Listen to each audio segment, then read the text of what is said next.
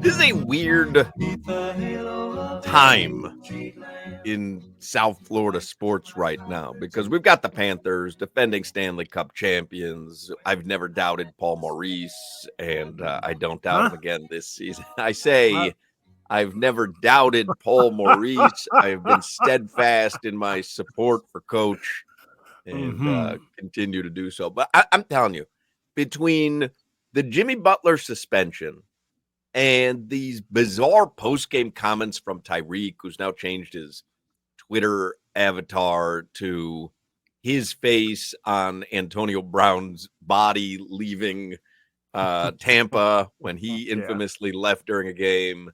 The thud of the ending of the Dolphins season. Honestly, the blowout loss by the Heat to Utah, I don't know if that's too far in the rearview mirror to even bring up, but I mean, Jimmy Butler had to be hysterically laughing if he was watching that game anywhere. They look bad. There is just so much going on. Is there anything positive right now? Is it just the Panthers? Is that it? That's it? The Panthers? As the Hurricanes ended with a thud, Dolphins end with a thud. There's real soap opera-like drama regarding the Heat and the Dolphins.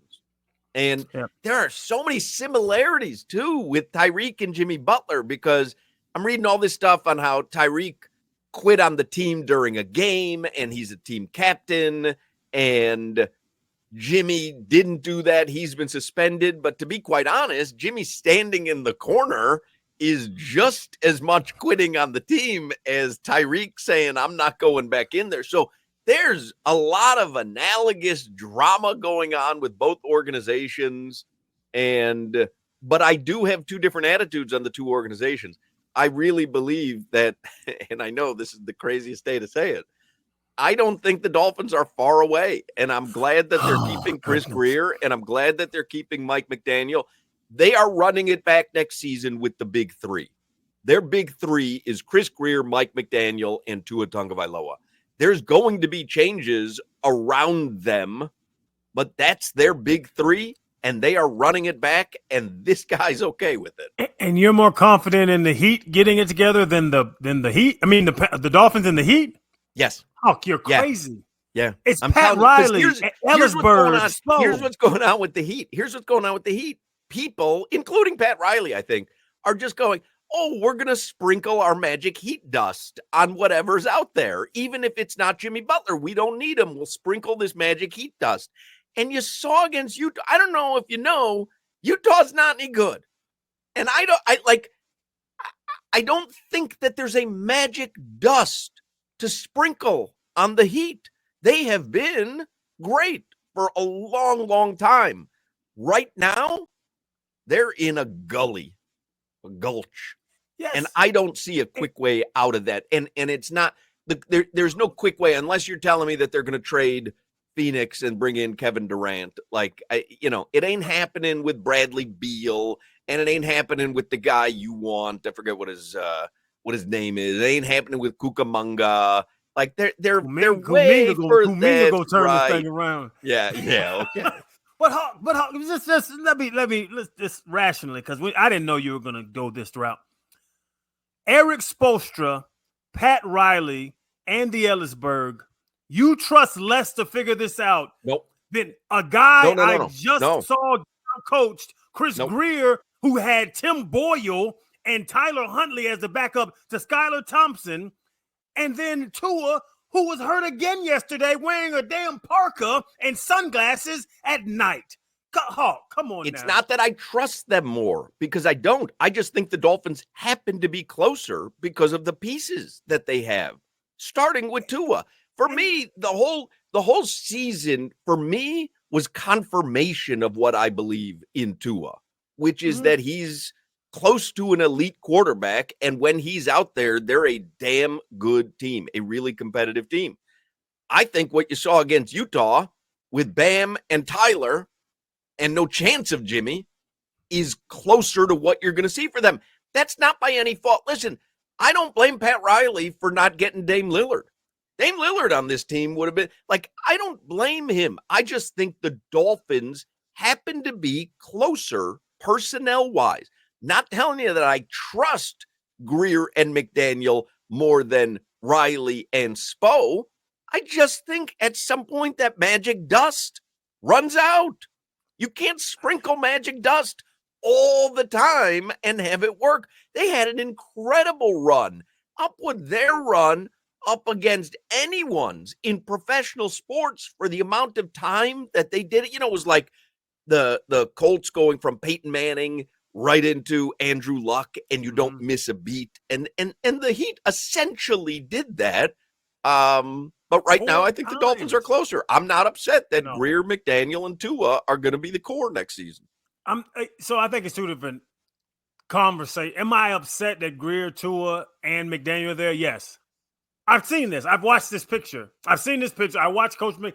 They had more damn tackles for loss. The Jets, every run play was a tackle for loss. They couldn't get a run game together. Grier laughed at us about the offensive line. The offensive line is terrible right now. You won't do that again, though. You got guys quitting on you. McDaniel's sitting over there. He's still shivering. Every time it's in 30 left. If I look over, my coach is shivering. How do I feel as a player? Shivery, man. You're anemic. Stop shivering all the time. It's just for us to say again, where even in the past, the 3 years we made the playoffs, then we get our ass whooped. Are we closer to the Ravens? I sound like Solana, actually, and that game yesterday made me upset. Are we closer to the Ravens, the Bills, the Bengals, the Steelers? Are we closer to them than we were 3 years ago? We're not, Hawk. That's what you have to come to. I think with a decent backup quarterback, you would have been. Yes, I do. I really do. I just do. So if who's in there? If Carson Wentz is there, now we beat them, and then the Broncos still beat the hell out the Chiefs, and now we're sitting here today out of the playoffs. People are going home. Closer. Things have to be addressed. You're right about the offensive line. You're right. Unless Jalen Wright doesn't know forward from backward, you're correct about the offensive line. Because if he thinks he's running forward and he's actually going backward, that would explain it a little bit. But you're right. The offensive line needs to be fixed. And they need a backup quarterback desperately. And that's it. Though, I mean, there's some pretty good pieces on that team. I don't know if Jalen Ramsey is going to stick around. I mean, obviously, there's going to be changes. We can go over who their unrestricted free agents are going to be. You know, Javon, I'm sure, is going to be gone. There's a number of guys who are going to be gone. I'm not a believer that this season was a burn it down season for the Dolphins. I just think it magnified some glaring problems, starting with one key issue: backup quarterback. That's no concern that Tua now misses big games. And if I'm with you, Hawk, what did Tua miss? 5? 6. If Tua does not miss 6 games, we might not play our starters yesterday. Honestly, if Tua's not out of those 6 games, we might not play or the 5 games he missed before yesterday. We might be just sitting in the wild card seed. Now somebody else is fighting for number 7. But he is going to miss. This was not a concussion. Now it's a damn hip. And now I'm guaranteed to play next week. There is no damn next week. I'm starting to not question his ability, his eliteness on the field. I'm starting to question his durability, because the concussion thing's one thing. Now your hip muscles are tearing. Come on, big man. Let's throw this damn ball to somebody.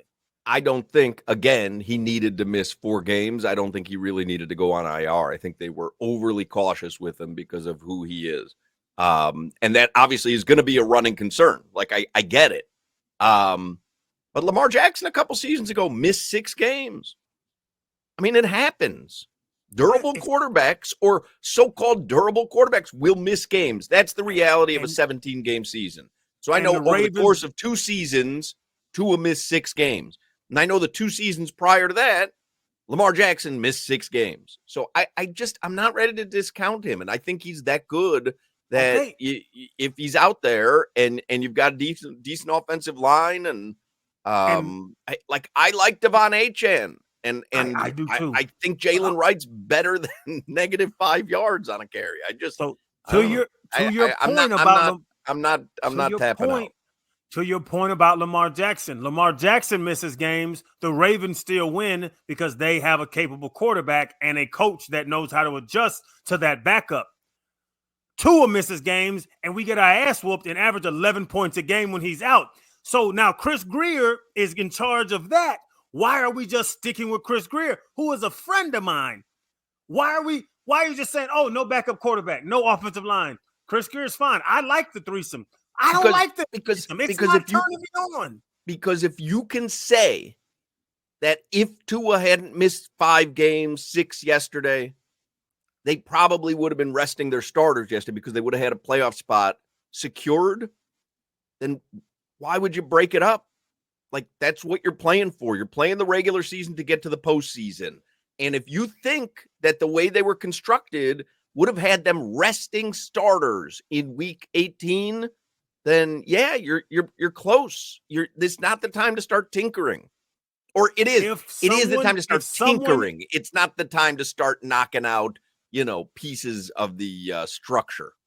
Who is in charge of if Tua gets hurt, ... Who's on the other side of that? Because when Tua does get hurt, we put Skylar Thompson in that position for 3 years. We cut Mike White to leave Skylar Thompson there. Skylar Thompson was evaluated for 3 damn years, and then we saw him get in the game, and he did not know what to do. Then he gets hurt. Now he's sitting there looking silly. Who's responsible for Tua gets hurt after? Equal sign after that. It's Chris Grier. So if that's your thing, Chris Grier got to go. I'm not happy. I'm not saying Mike McDaniel has to get fired. I don't think they should release Tua or trade Tua. But looking at it, I think there should be someone else evaluating players for this team. I think Chris Grier has brought in some good draft picks too, and had some good acquisitions in the free agent market. I'm telling you could do a pros and cons. We're in the heat of the moment. We are Tyreek Hill after a game right now. We're in the heat of the moment. Yes. Let it all kind of filter out over the next couple of days. You'll see the light, which is my way, which is the correct way. It's not. It's the nice way.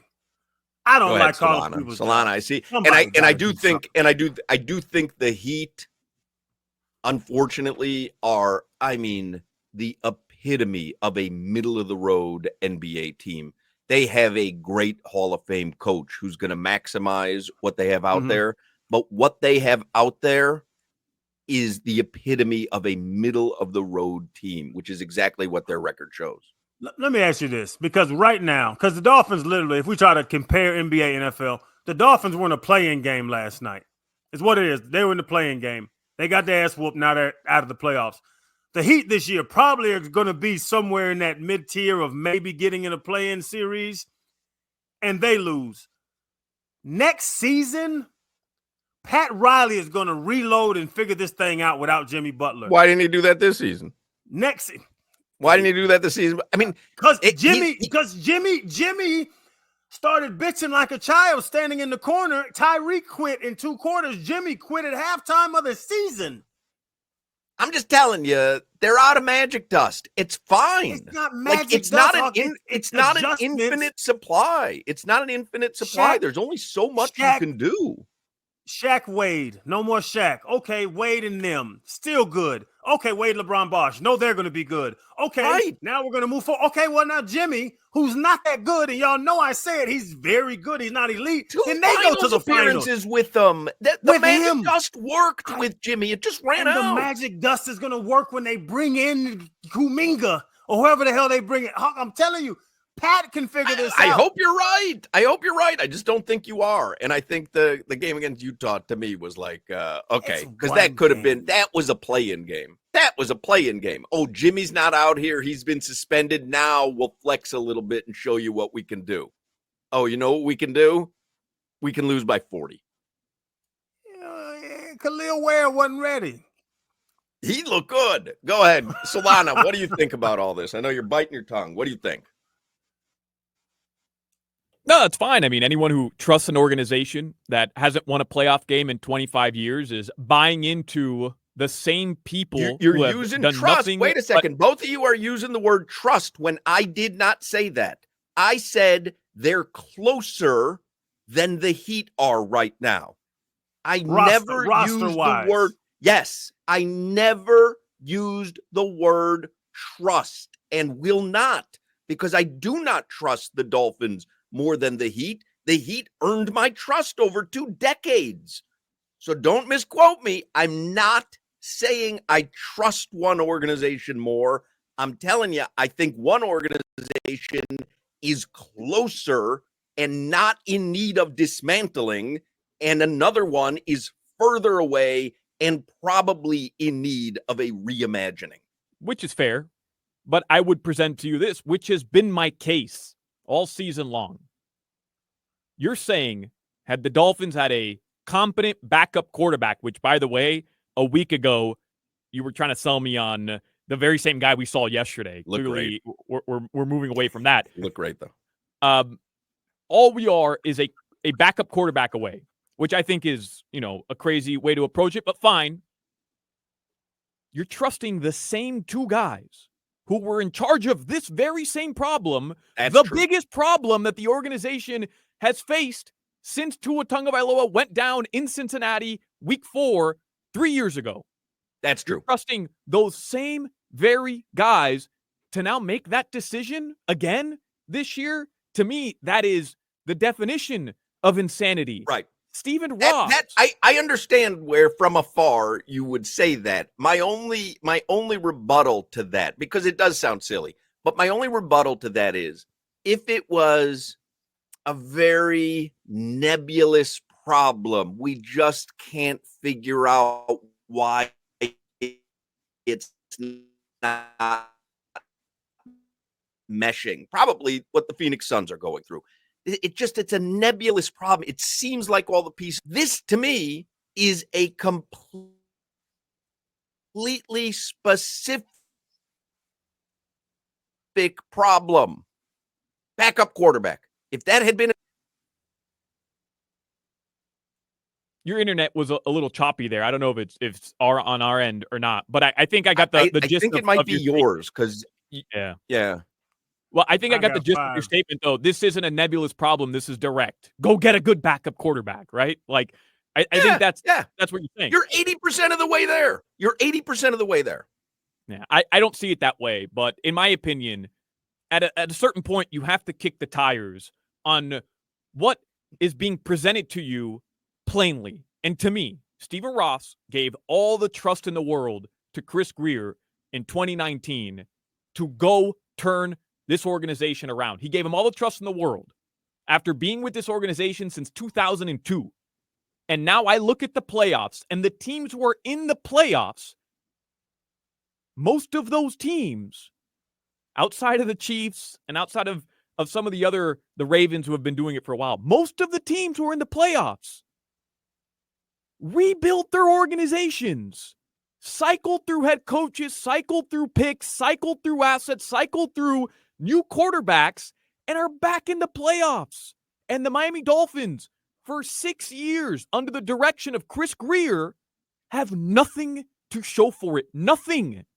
Absolutely nothing. The only thing you have to show for it is a quarterback who, once again, who you paid, by the way, handsomely, was unavailable to play at the end of the season. Whether or not that was Tua being held out by doctors and the team, or whether or not Tua literally could not be out there, I still don't know. But the fact is, he was unavailable again.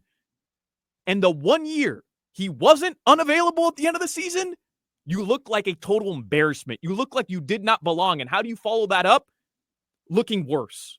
I don't know what Stephen Ross is doing outside of, I trust him, he's my guy, I'm going to give him 1 more year because what's the difference? And to me, the fan base has to be disrespected by that. 24 years. 24 years. And the same guy over the last 6 who has you farther away than you were 3 years ago is the guy you're going to go back and trust again to rebuild it. I get what you're saying, You're Hoch. not rebuilding it. That's You're not rebuilding. my point. I get what you're saying, but you're not. I don't think. Here's my problem. Crowder, if you want to rebuild it, then if you want to rebuild it, I'm down with getting a new GM and a new head coach. If you're down for a rebuild, then I'm down with you. But I don't think this thing needs to be a rebuild. So go to the playoffs, go to the playoffs, then miss the playoffs, get your ass whooped by a terrible Jets team with a 48-year-old quarterback in the last game of the season, you're going the opposite way than you want to, Hawk. That's what. Just the You're running missing back your quarterback. You're missing your starting quarterback. And he is fragile. So if he's fragile, address fragility with somebody better than Skylar Thompson and Tim Boyle and Tyler Huntley. I know. Right. You don't need to rebuild to do that. Okay, you don't need to rebuild to do that. Okay, so who's gonna address the backup quarterback position? Chris Grier? Yes. He addressed it with Tim Boyle and Skylar Thompson. I know. You get, and he got it wrong for 3 years. And they show you, here's the exact problem that you got wrong. You go, oh, okay, I won't do that again. I'm not going to carry the 9 anymore. I get it. It's solved. I guarantee you, you're going to have a quality back next season. Guarantee it. Slide that name out of that gold plate and put another name in there, and that solves the problem. How do you know they're going to get it right? Like I said, Chris Grier is a great human being, but the way this team is constructed, paying who they paid, missing out where they're going to lose Javon Holland. They're going to lose Jalen Phillips. They're going to lose some great players. They already lost Christian Wilkins. They already lost Robert Hunt. They bring in good players, and then they lose them because they allocate money other places like Bradley Chubb and different things. The team is a decent roster, Hawk, but it's not a balling roster. They're nowhere closer to the Chiefs, the Bills, the damn Ravens. They're nowhere closer to them. Is it Chris Grier or is it Mike McDaniel? I think Tua's fine.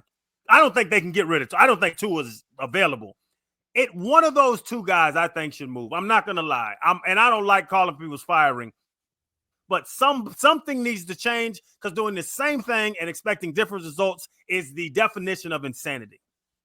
Crowder, you played in an NFL locker room. You didn't have many winning seasons, but I still value your opinion. Oh, wait, Duck. I'm kidding. What is the Dolphins' identity? Seriously. Because I know culture, and you're going to get on me, Hawk, because I buy into Heat culture and the Heat way of doing things, and that's fair. I do. I'm a sucker for that stuff. But I do think it's a little bit overblown in sports. Everybody wants to come in and establish a culture. I think there is a semblance of like truth in that. Look at the Lions. Dan Campbell. Right. Yes. Perfect example. Dan Campbell. That's the culture I would want. What is the Dolphins' culture? Seriously. I don't know. Whatever Dan Campbell's bowel movements look like is the Dolphins' culture. But that's what we have. We can't start anew right now. My point is, I don't want to start anew right now. I think we're closer to being good than we are to being a dumpster fire. That's my issue with it. Would I prefer the Dan Campbell culture in Detroit rather than the namby-pamby culture that we have here in Miami with Mike McDaniel? Yes, I would like the Dan Campbell culture. I would also like to go back and get Andrew Van Ginkel and Christian Wilkins and Robert Hunt. There's a lot of things I'd like back. I'm just telling you, I'm okay riding with this hand right now because I don't think it's the worst hand at the table. It's not the worst hand, but it's nowhere close to the best hand. Are you going to fold it, though? My question is, because you could pull, you've got 3 more cards to pull. Are you going to fold it now because you think you have such an awful hand, you have no chance of pulling the cards you need, or are you going to play it out and see? That really is the question. I think they're closer than you guys think. I think you do. And I just don't want to go in to next year, getting to the last 3 weeks of the season, like it's happened a number of years now. Guys being hurt, McDaniel not being ready to play in cold weather, not having a scheme to play in cold weather. Anytime it gets cold, we don't know what the hell to do offensively. That crap was embarrassing. Our points we got, we shouldn't have scored. We got a couple lucky things, and Jonnu Smith getting his head jammed in the ground. Like it looked like we should have not have been on the field with a 4-12 team, and that's what pissed me off yesterday because we were talking about it. Denver clubbed Casey. It didn't matter. They did, and I want y'all. Y'all can just text me, sorry, or text me your apology. I told y'all what the butt wiping Aaron Rodgers was about to do. Yeah, he was going to go out on top because he wants to show you, y'all question me, watch this. I can still play. I knew what Aaron was going to do, and Aaron went crazy yesterday. But if you think that we're that close, why can't we beat a 12-4 team in week 18 of the NFL season? Because they're terrible. because they do were not terrible show up. yesterday. They were terrible yesterday. I'll give you that. And why do we not have the dudes that's gonna go get something happen? I don't like. Somebody got to go. Your trifecta, Hawk, Tua, Grier, McDaniel. We run that big three back. But the thing is, like the way that you hold up, and again, I am not comparing Chris Grier to Pat Riley, so do not put words in my mouth. But the way you hold up Pat Riley, they went from Shaq to LeBron to this to that, they get someone. Chris Grier went out and got Tyreek Hill, arguably at that time the best receiver in the NFL. Mm-hmm. Chris Grier went out and got Jalen Ramsey, arguably at that time, coming off injury, but arguably at that time, top 5 corner in the NFL, top 3, right? Yeah. Like, he's gone out and gotten the whales that you say Pat Riley's going to go out and get. Hasn't exactly worked, but they're close. They're close. Hasn't exactly worked. Pat went and got LeBron and Bosh and won 2 championships. Pat went and got Jimmy and went to 2. Pat went and got Jalen, and he got Reek, and he drafted Phillips, and he drafted Water, he drafted Hollins, and they haven't won a damn playoff game.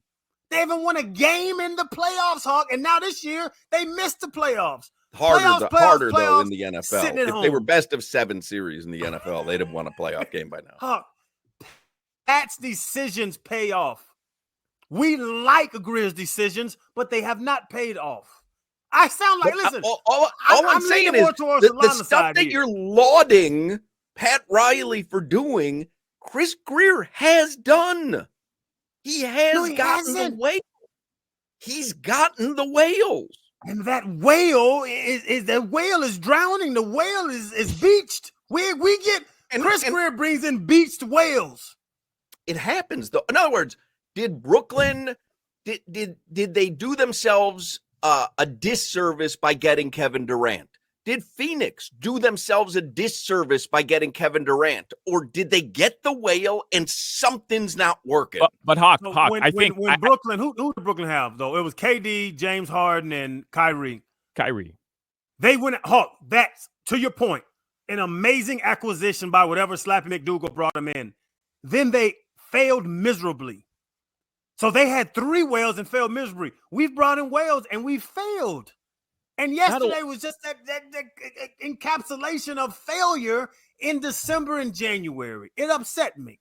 Not only that, Hawk, but what was the conversation following the split up of that Nets team? Outside of Kyrie Irving's off-the-court antics, people kind of just chalked that up to Kyrie being Kyrie. It was an indictment on the Nets that as an organization, they lack stability that other organizations don't. And I think that was Kevin Durant's biggest takeaway from that entire experiment as well. He threw shade at the Nets because he didn't like the way that they ran things. And you look at what the Heat have done, they're more respected after a situation like that because they say, wow, they had 3 personalities the way that the Nets did. They figured it out. The Warriors had personalities. They figured it out. Not every organization can do that. And here's where the Dolphins are. You're right. Grier got the whales.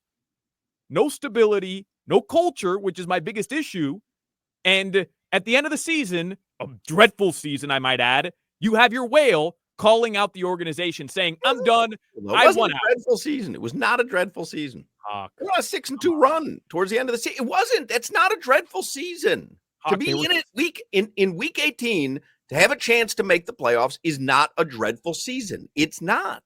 It didn't meet expectations, but it was not a dreadful season. When you add the full context of everything, if you're not sitting here today like I am, just saying same old Dolphins, misery, then I think you're really trying to put a positive spin on it. Yesterday, when the Broncos went up 14-0, I turned off my television. I said, I know how this ends. Mike McDaniel losing another challenge. That's all I missed yesterday. Tua, your franchise quarterback wearing sunglasses at night while a backup quarterback struggles to put points on the board. Aaron bleeping Rodgers, who you and I a week ago are saying he's going out sad, had the best game of his season. You want to know what the second best game of his season was? Against the Miami Dolphins. I mean, our franchise player quitting on his teammates in week 18, Hawk. But is that an indictment on the organization, the franchise player quitting on his teammates? Because why is that not an indictment on the Heat when Jimmy Butler does it? I think there is a certainly an argument to be had that the Miami Heat made a massive mistake, and we had it on Friday. But in other words, is that an indictment of the Heat culture then? It can be. It can be. And you were having that I know it can be. But Hoch, we were having that conversation, right? Why at every possible turn has a superstar been rubbed the wrong way by Pat Riley? And I don't necessarily think that this is the same situation as LeBron or Shaquille O'Neal. And I probably would side with Pat Riley in most of these instances, but I think it's a fair question to ask. No. I would say it's not an indictment on the culture because Jimmy's a scorpion. Right. Y'all heard the story. You heard what he did in Minnesota. What he did, and he left. No. But Jimmy, but the indictment on Jimmy, there was a frog. He jumped up to the side of a creek. Scorpion, who can't swim, asked the frog to get on his back and carry him across. Frog said, "No, you're going to sting me." Scorpion said, "I'm not going to sting you." He said, "Okay, jump on." They get halfway across the creek. The scorpion stings the frog. Frog looks up. He was like, "Now we're both going to drown. Why did you sting me?" And the scorpion said, "Because I'm a scorpion." Jimmy's past has showed you that he's a scorpion. It has nothing to do with Heat. If Jimmy went to Golden Pat State, Riley's a scorpion as well. He ain't no frog. If Jimmy he's no frog. Went to Orlando, if Jimmy went to Atlanta, there was going to be a time that Jimmy was going to get pissed off and do exactly what he did to Minnesota, exactly what he did to the Pistons, whatever that was. Jimmy is going to do this. Wherever he goes next, he's going to do the same crap. That was beautiful, man. No problem. I appreciate it.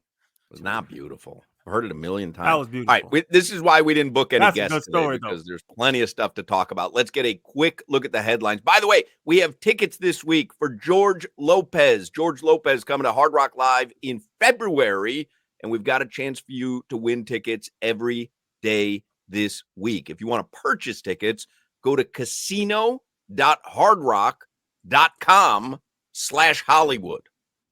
Feel like there could probably be a quicker URL than that, but I'll read it as written. If you want tickets, go to casino.hardrock.com/Hollywood, or just keep listening. We'll give them away at some time before 6 o'clock. Quick look at the headlines here, Solana. All right. I mean, there's so much going on, but let me just give you the schedule for tonight. The Florida Panthers. Here's your NHL scoreboard. Well, if you want to know about Nico Mikola's status, I do have a tweet up here from Jameson Olive. I don't know if any of you are interested, but the Florida Panthers do play tonight. They're on the road, West Coast swing, same time as the Heat are out on the West Coast at the Avalanche, 9 p.m. The Heat embarrassed themselves last time out, Saturday night versus Utah. It really was. But they get to right the ship. 6-game road trip against today. They're at the Sacramento Kings tonight. 10 p.m. is your tip-off. And in case you're living under a rock, yesterday, Stephen Ross released a statement right after the Miami Dolphins game had ended, maybe like an hour or two after, that he is putting his full support behind Mike McDaniel as the head coach and general manager Chris Grier returning next season. Your big-time NFL notes: Doug Peterson fired. Gerard Mayo fired literally 17 seconds after the Patriots lost the number 1 overall pick by beating the Bills yesterday. And today, there was a report that Anthony Weaver, Dolphins defensive coordinator, has been requested to interview for the Chicago Bears head coaching position. All right. Your weather from the Demesman and Dover Law. They had a very statistically good season defensively, the Dolphins. Didn't feel like it yesterday, but statistically, they had a very good season on defense. Yeah, and came up short in every single big game, but awesome. Top 5 defense on paper. Way to go. Your weather from the Demesman and Dover Law Firm. Call them 866-954-MORE, youraccidentattorneys.com. Free consultations 24/7. Beautiful day in South Florida. It's in like the mid-70s. It'll drop into the mid-60s later. That is your weather. All right. Everything's going to be all right, everybody. Everything's going to be all right. Amazing. Just about every texter and tweeter agrees with me. I did not expect that. I didn't see that coming. This is the definition of standing alone on an island. You gotta do. But I have been pretty resolute about this all season. Doesn't mean I'm right, but I have been pretty resolute. I don't think I've vacillated. I think I've been, I don't know, pretty clear. Like I don't not trust Chris Grier. I still like Mike McDaniel, and I'm a huge fan of Tua. So I'm not in any rush to get rid of any of those three guys. I'm just not. And people are taking like somebody. I mean, there's a million texts. There's not a single person who agrees with me. But one of the texters like, the good quarterbacks don't miss any games, so you're wasting your time on you need a backup. But it's just not true. Like I could go through. I know Green Bay jumps out from the top of my head because we had talked about it when Jordan Love went down and Malik Willis. Was it Malik Willis? Yeah, came in and they ran the ball and they won. And he was excellent. Like it happens. Like your quarterback's gonna miss time in a 17-game season. But Hoch, there is a flaw in this roster other than the backup quarterback. Sure. And that's what the thing is. So if you I'm not saying my whole thing with quarterbacks, everybody like, just get rid of them, And what are you going to do? Bring in Carson Beck next year? Like, the whole get rid of the quarterback thing, you could put on the shelf. There has to be a move with the other two pieces of that. And I think Chris Grier is the one that's been here the longest. Mike McDaniel, do I love his offense? It's very graceful, very nice. He's a very pleasant dude. His culture, you bring up Dan Campbell, is the opposite of Dan Campbell. Like you said, if Dan Campbell, pees yellow, he pees red. Like it's the craziest thing in the world, the difference. And if you're going to have that culture, you need to bring somebody better in to fit that culture with the pieces. But this O-line now, Liam Eichenberg is still playing for us. You know what I'm saying? Like, just think about some of the guys that we have playing for us. Think about some of the pieces we have. Think about our tight ends. Jonnu Smith got hot 6 weeks ago. Since Durham Smythe doesn't catch a ball, he's just out there. He's another tackle. Like this roster is flawed in many different places. I'm not necessarily certain that it's flawed in many different places. First of all, I think Jonnu Smith. I mean, how many times are you going to have? Like for me, he got snubbed for the Pro Bowl. How many times are you going to have? I'm telling you, if you look at his stats, I don't even know, but I'm guessing if you look at his receptions, touchdowns, targets, he's got to be Pro Bowl caliber tight end.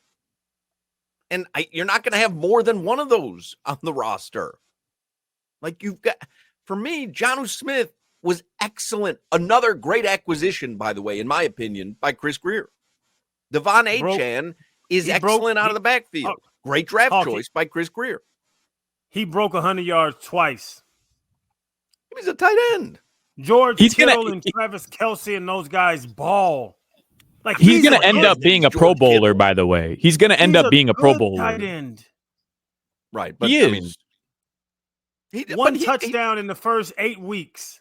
Like, but that's not his fault.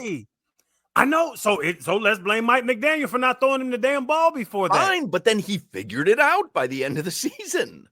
It's just I think you're coming from, like Solana said, a very optimistic place on this team where I was with you until yesterday when you get your ass whooped by a terrible team to make the playoffs or not make the playoffs. That to me is such recency bias. You are living. You are going to forego everything you saw over 17 weeks and place all your opinion and all your decision making on one meaningless game. And let's be honest, it was a meaningless game because there was no chance that Kansas City, I don't think put together 1 yard of offense.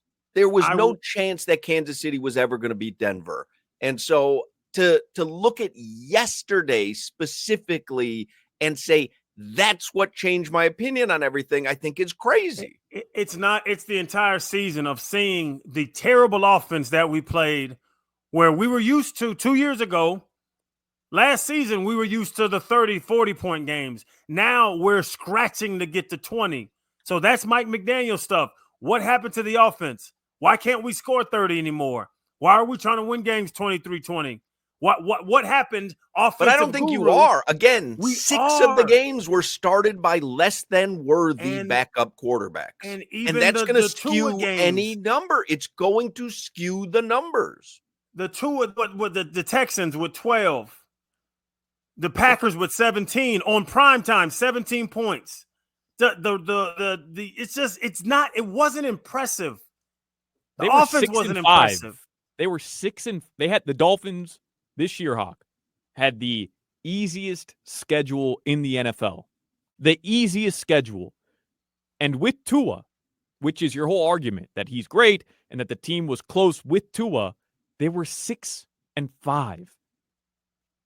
That's borderline mediocre. And the only team that they beat this year, where I say, great win, impressive win, and Tua looked great in that game, by the way. Great, no, but really good, was the Rams on the road, Monday Night Football, who ended up being a playoff team.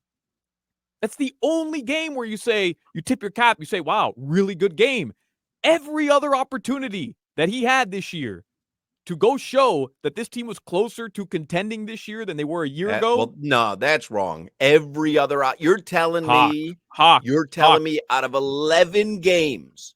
Hoch, I'll run through them. Buffalo. The stats don't match what you're saying, though. The second Buffalo game, they were great.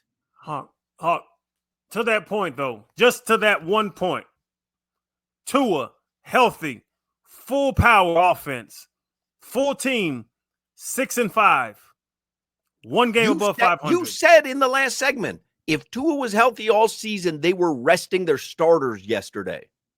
And to that point, I think they would have beat some bad teams that they lost to throughout that stretch. They lost to the damn. No, they lost to the Seahawks. Maybe they win that game. The They lost to the Titans at home. 10 points against the Colts. 12 points against the Titans, 3 points against the Seahawks. Tua wins some of those games. Of course. But what is he now? So what is he now? 8 and 5? That's not impressive. You're going to Baltimore next week, and you know that you can't compete with them. So like that's why I don't understand when you're saying they're close. They're closer. You've got to shore up some pieces. You don't have to tear the foundation down. The foundation of this team lacks the most important foundational piece of any organization, which is what, Hoch? Culture. A winning culture. Line. This is going to be offensive line. Offensive line, Hoch. But you can't tell me that's not easily addressed. Then you can't tell me it's not easily addressed. Maybe it is. But in my entire lifetime, the Dolphins have had 2 good offensive lines. So I don't know. Right, but I'm saying if you believe that's the biggest problem, it's easily addressed. And by the way, Teron Armstead was another good signing.